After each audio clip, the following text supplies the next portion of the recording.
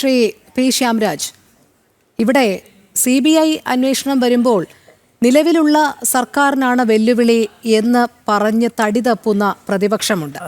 ഇടതും വലതും ഒരുപോലെ ഈ കൊള്ളയിൽ പങ്കാളികളാണ് എന്നുള്ളതിൻ്റെ ഏറ്റവും ഒടുവിലത്തെ ഉദാഹരണം നമ്മൾ ഇന്ന് വന്ന ഒരു ചിത്രത്തിലൂടെ കണ്ടതാണ്. ഉണ്ണികൃഷ്ണൻ പോറ്റി സോണിയാഗാന്ധിക്കൊപ്പം നിൽക്കുന്ന ആ ചിത്രം. അപ്പോൾ മാറി മാറി വരുന്ന ദേവസ്വങ്ങൾ, മാറി മാറി വരുന്ന സർക്കാരുകൾ, ഇവരെല്ലാം ഈ കൊള്ളയിൽ ഭാഗഭാക്കാകുന്ന കാഴ്ച തന്നെയല്ലേ കാണാൻ കഴിയുന്നത്. ഇവിടെ CBI വന്നാൽ മാത്രമേ രക്ഷയുള്ളൂ എന്ന് പറയുന്നതിൻ്റെ അടിസ്ഥാനവും അത് തന്നെയല്ലേ. കാരണം ഏത് അന്വേഷണ ഉദ്യോഗസ്ഥർ, പ്രത്യേകിച്ച് ആഭ്യന്തര വകുപ്പിന് കീഴിൽ വന്നാലും ഈ രണ്ടു കൂട്ടർക്കും സ്വാധീനിക്കാൻ കഴിയും. അതുകൊണ്ടാണ് ഒരു കേന്ദ്ര ഏജൻസി വരണം എന്ന് ശാഠ്യത്തിലേക്ക് എത്തുന്നത്. അതുമാത്രമല്ല, കേന്ദ്ര ഏജൻസി CBI ഇപ്പോഴേ പല കാര്യങ്ങളും ശേഖരിച്ചു തുടങ്ങിയിട്ടുണ്ട് എന്ന് തന്നെയാണ് മനസ്സിലാക്കാൻ കഴിയുന്നത്. അപ്പോൾ ഈ കേന്ദ്ര ഏജൻസി വന്നു കഴിഞ്ഞാൽ ഇടതിനും വലതിനും രക്ഷയില്ല. രണ്ടു കൂട്ടരും ഒരുപോലെ പ്രതിസന്ധിയിലാകും, രണ്ടുപേരും കുരുക്കിലാകും എന്നുള്ള കാര്യത്തിലും സംശയമില്ലല്ലോ.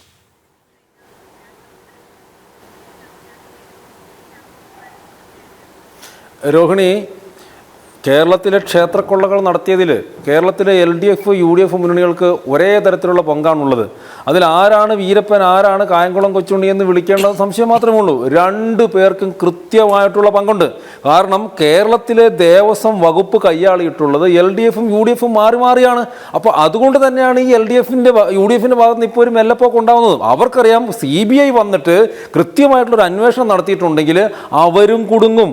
നോക്കൂ, ഇപ്പൊ തന്നെ പ്രത്യക്ഷത്തിൽ തന്നെ ഇവിടെ VS ശിവകുമാർ കേരളത്തിന്റെ ദേവസ്വം വകുപ്പ് ബോർഡ് വകുപ്പിന്റെ മന്ത്രിയായിരുന്ന സമയത്ത് അദ്ദേഹത്തിന്റെ അനിയൻ 1.5 കോടിയോളം വരുന്ന പാത്രങ്ങളും മറ്റും ശബരിമലയിലേക്ക് വാങ്ങിയെന്ന് പറയുന്ന കേസിൽ നിലവിൽ വിജിലൻസ് അന്വേഷണം നേരിട്ടുകൊണ്ടിരിക്കുകയാണെന്നേ. ഇനി സോണിയാഗാന്ധിയുടെ കാര്യം എടുക്കുക. ഇപ്പൊ സോണിയാഗാന്ധിക്ക് എന്തൊക്കെ പറഞ്ഞാലും സോണിയാഗാന്ധിക്ക് കോൺഗ്രസിന്റെ ഭരണകാലത്ത്, മൻമോഹൻ സിംഗിന്റെ ഭരണകാലത്ത് സോണിയാഗാന്ധി ഈ രാജ്യത്തെ അവരുടെ പവർ എന്തായിരുന്നു നമുക്ക് എല്ലാവർക്കും അറിയാവുന്ന കാര്യമാണല്ലോ. അങ്ങനെ ഒരു വ്യക്തിയെ ഒരാൾക്ക് വെറുതെ പോയി കാണാൻ വേണ്ടി സാധിക്കുമോ? ഇപ്പൊ വെറുതെ ഒരു കേരളത്തിൽ കൂടെ നടക്കുന്ന അല്ലെങ്കിൽ ഒരു ഇടത്തു കൂടെ നടക്കുന്ന ഒരാളെയൊക്കെ പോയിട്ട് ഒരു സെലിബ്രിറ്റി അല്ലെങ്കിൽ ഒരു പൊളിറ്റീഷ്യനൊക്കെ ഉള്ള രീതിയിൽ പോയി കാണുകയൊക്കെ സ്വാഭാവികമാണ്. കാണുക, ഫോട്ടോ എടുക്കുക എന്നൊക്കെ പറയുന്നു. ഓരോ ആളുകളെ എത്ര പേര് ഫോട്ടോ എടുക്കാൻ വേണ്ടിയിട്ട് വരും എന്നുള്ളത് എണ്ണി തിട്ടപ്പെടുത്താൻ വേണ്ടിയിട്ട് പോലും പറ്റില്ല. പക്ഷേ കോൺഗ്രസ് പാർട്ടി ഭരിക്കുന്ന കാലത്ത് സോണിയാഗാന്ധിയെ പോലെ ഒരാളെ പോയി കാണണമെങ്കിൽ അത് കൃത്യമായിട്ടുള്ള അപ്പോയിന്റ്മെന്റോട് കൂടിയിട്ടും അത് കൃത്യമായിട്ടുള്ള അറിവോടും കൂടിയിട്ടും തന്നെയേ പറ്റുകയുള്ളൂ. എന്ന് പറഞ്ഞാൽ സോണിയാഗാന്ധിയെ കാണാൻ ചെന്നത് ആരാണ്, എവിടെ നിന്നാണ്, എന്തിനാണ് എന്നുള്ളത് കൃത്യമായിട്ട് അവർക്കറിയാമായിരുന്നു. എന്ന് പറഞ്ഞാൽ ശബരിമലയിലെ സ്വർണ്ണക്കൊള്ളയില് LDF-നൊപ്പം UDF-നും ഒരേപോലെ പങ്കാണുള്ളത്.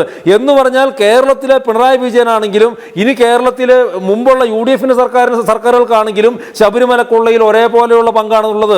അതുകൊണ്ട് തന്നെയാണ് രണ്ടുപേരും ഇതിനകത്ത് ഒളിച്ചു കളിക്കുന്നത്. ഒരു കാര്യം കൂടി ശ്രദ്ധിച്ചു. ഇപ്പൊ രമേശ് ചെന്നിത്തല അദ്ദേഹം എന്തോ ബോംബ് പൊട്ടിക്കാൻ വേണ്ടി പോകുന്നു. ഏത് കാലത്ത് പറഞ്ഞ കേരളത്തിലെ തദ്ദേശ സ്വയംഭരണ സ്ഥാപനങ്ങളിലേക്കുള്ള തെരഞ്ഞെടുപ്പ് വരുന്നതിന് മുമ്പേ പറഞ്ഞു തുടങ്ങിയാണ് അദ്ദേഹം. എന്നിട്ട് കുറെ ദിവസങ്ങളൊക്കെ നിശബ്ദനായി. കൃത്യമായിട്ട് നിങ്ങൾ ശ്രദ്ധിച്ചു, നിങ്ങൾ മാധ്യമപ്രവർത്തനമാണല്ലോ, നിങ്ങൾക്ക് അത് കൃത്യമായിട്ടുള്ള അതിന്റെ ടൈം ലൈൻ ശ്രദ്ധിച്ചാൽ മനസ്സിലാവും. അതായത് അദ്ദേഹം ആദ്യം വന്നിട്ട് എന്തോ പറയാൻ വേണ്ടിയിട്ട് പോവുകയാണ്, പല കാര്യങ്ങളും വെളിവാക്കാൻ വേണ്ടിയിട്ട് പോവുകയാണ് എന്ന് പറഞ്ഞിട്ട് പെട്ടെന്ന് നിശബ്ദനായി. അതിനുശേഷം ഇന്നലെയും മിനിയാന്നുമായിട്ടാണ് ഈ വ്യവസായിയിൽ നിന്നുള്ള വിവരങ്ങളൊക്കെ നമുക്ക് പുറത്തു വരുന്നത്. അതിനുള്ളിൽ എന്തൊക്കെ കാര്യങ്ങൾ തേച്ചു മാച്ച് കളഞ്ഞിട്ടുണ്ടാവും, എന്തൊക്കെ കാര്യങ്ങൾ മറിഞ്ഞിട്ടുണ്ടാവും. അത് തന്നെയാണ് ഞാൻ പറഞ്ഞത്. ഈ ഒരു ശബരിമലയിലെ സ്വർണ്ണക്കൊള്ളയുമായി ബന്ധപ്പെട്ടിട്ട്, ഈ കേരളത്തിലെ ക്ഷേത്രങ്ങൾ മുഴുവൻ കൊള്ളയടിച്ചതുമായി ബന്ധപ്പെട്ടിട്ട് LDF-ഉം UDF-ഉം ഒരുപോലെ കുറ്റക്കാരാണ്. ഒരു കാര്യം കൂടി ഞാൻ പറയാം. ഇപ്പൊ ശബരിമല സമരം നടന്നു. ശബരിമലയിൽ യുവതികളെ കയറ്റാൻ വേണ്ടിയിട്ട് കേരളത്തിലെ LDF സർക്കാർ തുടങ്ങിയ സമയത്ത് ശബരിമല സമരം നടന്നു. ആ സമയത്ത് കോൺഗ്രസ് പാർട്ടി എവിടെയായിരുന്നു? കോൺഗ്രസ് പാർട്ടി പത്തനംതിട്ടയ്ക്ക് അപ്പുറത്തേക്ക് കടന്നിട്ടില്ലാന്ന്. കേരളത്തിലെ ശബരിമലയിലെ സമരവുമായിട്ട് ബന്ധപ്പെട്ട്, കേരളത്തിലെ ശബരിമല സമരവുമായിട്ട് ബന്ധപ്പെട്ട് നൂറുകണക്കിന് ആയിരക്കണക്കിന് BJP സംഘപ്രസ്ഥാനങ്ങളിലെ പ്രവർത്തകർ ജയിലിലായപ്പോൾ ആയിരക്കണക്കിന് കേസുകളും ലാത്തി ചാർജുകളും കേരളത്തിലെ BJP മറ്റു സംഘപ്രസ്ഥാനത്തിലെയും പ്രവർത്തകർ നേരിട്ടപ്പോൾ കോൺഗ്രസ് പാർട്ടിയിലെ ഏതെങ്കിലും ഒരു പ്രവർത്തകന്റെ ഷർട്ട് പോലും ചുളുങ്ങിയിട്ടില്ല, ഒരു തരി വിയർപ്പ് പൊടിഞ്ഞിട്ടില്ല അവരുടെ ശരീരത്തിൽ നിന്നും. എന്ന് പറഞ്ഞാൽ പത്തനംതിട്ടയിൽ ശബരിമലയിൽ നിന്ന് കിലോമീറ്ററുകൾ ദൂരെ മാറി നിന്നിട്ട് എന്തൊക്കെയോ ചെറിയ സമരങ്ങൾ എന്ന് പറഞ്ഞ തട്ടിക്കൂട്ട് പരിപാടി കാണിച്ചു കൂട്ടുകയായിരുന്നു ഇവര്. അതിൻ്റെയൊക്കെ കാരണമെന്ന് പറയുന്നത് ഇവർക്ക് ഇതൊക്കെ ഒരുമിച്ച് കിട്ടിയിട്ടുണ്ടാവുന്നേ. അതായത് കേരളം ഭരിക്കുന്ന എങ്ങനെ, ഈ കഴിഞ്ഞ തെരഞ്ഞെടുപ്പ് 2021 നിയമസഭാ തെരഞ്ഞെടുപ്പിന് മുമ്പ് വരെ മാറി മാറി ഭരിക്കുകയായിരുന്നല്ലോ. എന്ന് പറഞ്ഞാൽ മാറി മാറിയായിരുന്നു ദേവസ്വം ബോർഡ് കൈകാര്യം ചെയ്തിരുന്നത്. എന്ന് പറഞ്ഞാൽ ശബരിമലയിലെ തത്സ്ഥിതിക്ക്, കേരളത്തിലെ ക്ഷേത്രങ്ങളിലെ തത്സ്ഥിതിക്ക് LDF-നും UDF-നും ഒരുപോലെ പങ്കുണ്ട്. ഇതിനകത്ത് വളരെ ഗുരുതരമായിട്ടുള്ള ഒരുപക്ഷെ നമ്മളെയൊക്കെ ഞെട്ടിപ്പിക്കുന്ന വസ്തുതകൾ എന്താണെന്നല്ലോ. ഇന്നും കേരളത്തിലെ ക്ഷേത്രങ്ങളുടെ സ്വത്ത് എന്തൊക്കെയാണെന്ന് എനിക്ക് തോന്നുന്നു ഒരുപക്ഷെ പത്മനാഭസ്വാമി ക്ഷേത്രത്തിന് ഒഴികെ ഒരു ക്ഷേത്രത്തിന് കണക്ക് പോലും ഇവരുടെ കയ്യിലില്ലാന്ന്. ഇവർക്ക് തോന്നുന്ന രീതിയിൽ ഇതെല്ലാം മോഷ്ടിച്ചുകൊണ്ട് കൊള്ള ചെയ്തുകൊണ്ട് പോവുകയാണെന്ന്. ആ വാക്കാണ് ഉപയോഗിക്കേണ്ടത്. കേരളത്തിലെ ക്ഷേത്രങ്ങളിലെ സ്വത്ത് വരുമാനം കൊള്ള ചെയ്തുകൊണ്ട് പോവുകയാണ്. ഈ ഒരു വിഷയം തന്നെ ഇപ്പോൾ നിലവിൽ നമ്മൾ ചർച്ച ചെയ്യുന്ന ശബരിമലയിലെ സ്വർണ്ണപ്പാളികൾ മോഷ്ടിച്ചു കൊണ്ടുപോയി എന്നുള്ള വിഷയം നമ്മൾ ചർച്ച ചെയ്യുന്നത് പോലും എങ്ങനെയാണ്?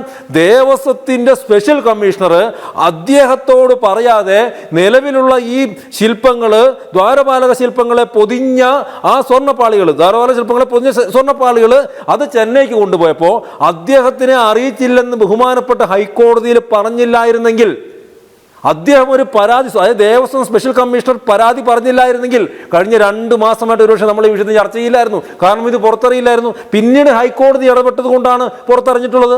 അങ്ങനെയെങ്കിൽ ഞാൻ ചോദിക്കുന്നത്, ഇത്തരത്തിൽ പുറത്തു വരാത്ത എത്രയോ കേസുകളുണ്ട്. അതിൽ ഇവർ രണ്ടുപേർക്കും, LDF-നും UDF-നും ഒരുപോലെ പങ്കുണ്ട്.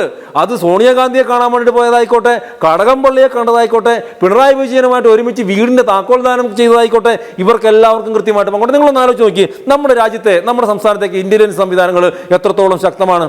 അപ്പോൾ ഒരു ഉണ്ണികൃഷ്ണൻ പോറ്റിയെ പോലെ ഒരാൾക്ക്, ഇയാൾക്ക് അന്താരാഷ്ട്ര സ്വർണ്ണക്കടത്ത്, പുരാവസ്തു വകുപ്പ്, അല്ലെങ്കിൽ പുരാവസ്തു കള്ളക്കടത്ത്, അല്ലെങ്കിൽ വിഗ്രഹ കള്ളക്കടത്ത് സംവിധാനങ്ങൾ, കള്ളന്മാരൊക്കെ ആയിട്ട് ഒരു ലിങ്ക് ഉണ്ടെങ്കിൽ അത് ഇവർക്കൊക്കെ അറിയാൻ വയ്യാതിരിക്കുമോ? അറിയാൻ വയ്യാതിരിക്കലൊന്നുമല്ല, മനഃപൂർവ്വം മറച്ചു വെച്ചു. ഈ സർക്കാർ തുടക്കത്തിൽ ഇവരെന്താ പറഞ്ഞത്? തുടക്കത്തിൽ പറഞ്ഞ് ഏതോ ഒരു പോറ്റി എന്നാണ്. ഇപ്പൊ എന്താ പറയുന്നത്? ദാ ഉണ്ണികൃഷ്ണൻ പോറ്റി കൃത്യമായിട്ട് അറിയാമായിരുന്നു. അപ്പോൾ ഏതോ ഒരു പോറ്റി എന്ന് പറയുന്നിടത്ത് ഉണ്ണികൃഷ്ണൻ പോറ്റിയെ കൃത്യമായിട്ട് അറിയാവുന്നു എന്ന സ്ഥിതിയിലേക്ക് വന്നിരിക്കുന്നു.